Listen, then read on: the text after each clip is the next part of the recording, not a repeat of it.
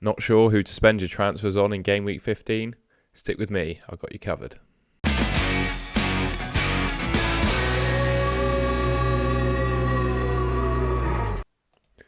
Alright everyone, Tom from Golden Goal here. I'm going to take you through a list of players I think you should be buying in Game Week 15 in FPL. First up, Callum Wilson. Now, you probably already know my story with Callum Wilson last game week. I'd confirmed the transfer, hit Solanke to Wilson, hit the confirm button, and the game crashed. Tried to bring him in last week before his 2 goals and 2 assists when he was a bit of a differential, and it completely failed. So I'm probably about 20 points down on where I should have been. But I'm not thinking twice. I think this game week he's still an excellent option and one I would definitely try to sell you on buying.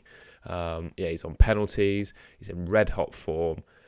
Obviously, the point of Wilson being so cheap in this game is that he gets injured regularly. I think the fact that we've only got 2 weeks until the World Cup suggests to me that we could probably get away with taking the risk. Fixtures being Southampton and Chelsea. I think the Southampton fixture's a great one for him. Chelsea might be a little bit harder, but seeing that Kepa's injured, Kepa's got like a funky heel pain injury, which is one that could keep him out for a little while if it persists. So it's looking like Mendy's going to play in goal for up until the World Cup, I'd imagine, and they just don't look anywhere near as good with Mendy in goal. So I even think that Chelsea fixture is one that Callum Wilson can quite easily score on. Obviously, he's on penalties as well, so you can get a penalty in any game. So yeah, I'd back Wilson to score a couple of goals against Southampton and Chelsea. He's got a 35% goal scoring odds in game week 15 and 5.5 expected points. Now, if you're bringing in a player who gets 5.5 points the week that you transfer him in, I'd say that's a good use of a transfer. So looking at that expectation for Wilson, I think he's definitely one to consider for game week 15. Next up, Marcus Rashford. I think the main point with Rashford is he just looks to be back to his absolute best. And looking at him on face value, he's playing for Man United. Certainly when Antony and Sancho are fit, he's the first choice centre forward.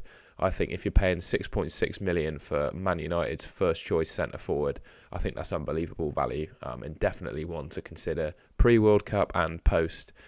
Aston Villa and Fulham are his last 2 before we all have our World Cup wildcard. So those are some great fixtures. And across the season so far, he's got 10 returns in 15 games.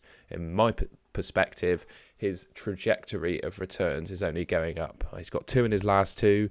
Started off the season quite slowly, but yeah, definitely in the last 2 or 3 games, he's looked really good. He probably misses too many chances for my liking, to be honest. He's getting in really good positions. His pace is obviously an asset that can be used in any game, but yeah, he's just looking really exciting. I certainly think for the next 2, he's a really good option, so I'd definitely consider Marcus Rashford for your team. I don't think this next guy needs any introduction or is any surprise, but it's Miguel Almiron. He's currently the second highest scoring mid in the game, just behind De Bruyne.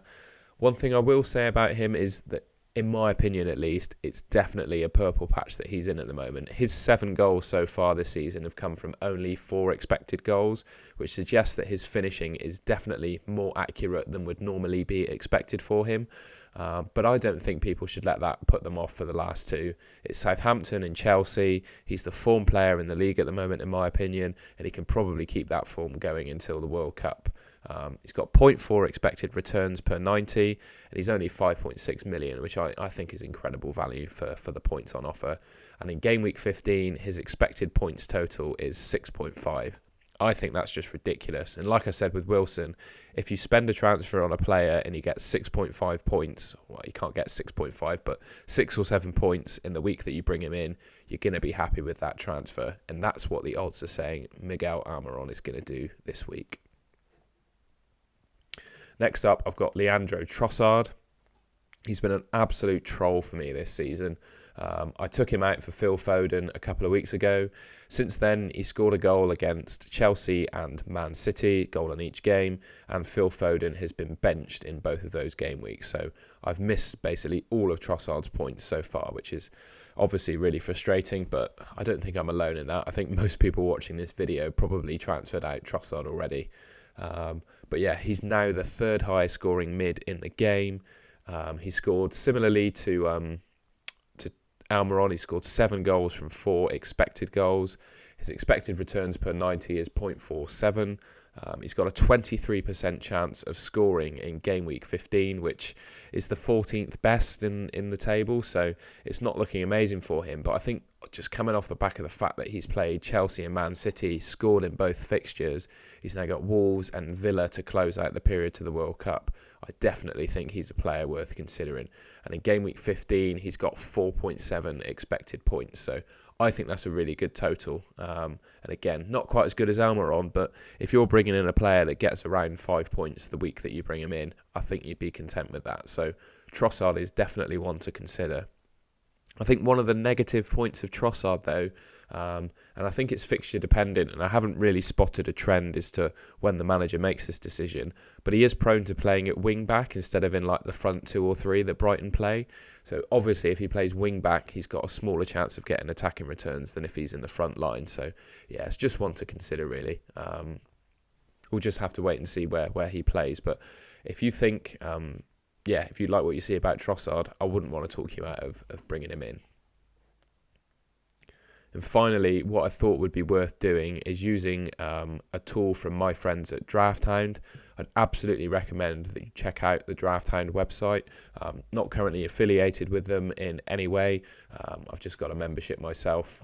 So I'm just showing you basically a predicted points comparison between Rashford, Almiron and Trossard for the next couple of weeks. And as you can see there, Almiron is leading the way over both of those players so far. So game week 15, Rashford and Trossard pretty comparable in terms of points, and Almiron's way ahead on 6. And then in game week 16, again, Rashford and Trossard are pretty comparable, but the predictions are suggesting that Almiron is going to do better than both of them again against Chelsea. So I would also say, like I already said about that Chelsea fixture not being particularly something to worry about, also notice the point that Newcastle are at home as well. I personally believe that Newcastle, they step it up an extra gear when they're at St James's Park. You know, the size of the stadium, the atmosphere, I think really plays to the strengths of that Newcastle team. And I'd back them to beat any team at St James's Park. So if you go by the predicted points in the 3 midfielders that I've showed you, Almiron is leading the way. And if you already have Almiron and are still looking to bring in an additional midfielder, I would say between Rashford and Trossard, I'd flip a coin. Personally, I think that Rashford is probably the best option because he's just as nailed to start, in my opinion, and he's going to play in the more forward positions, whereas Trossard is obviously nailed too, but there is a chance that he's going to play wing back, whereas Marcus Rashford, he's not going to play in defence. He's going to play either centre forward or on the left next to Ronaldo. So yeah, I think Rashford's probably the best of the two, but I don't want to let that sway you between the two because I do think the decision is really close.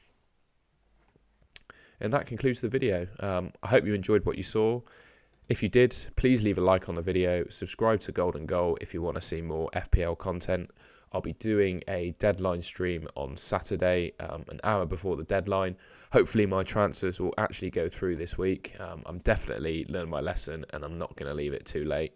I'm going to wait for the Man City team news, I imagine, and go from there. But I'm definitely not going to leave them quite as late as I did last week. So until next time, I'll see you later.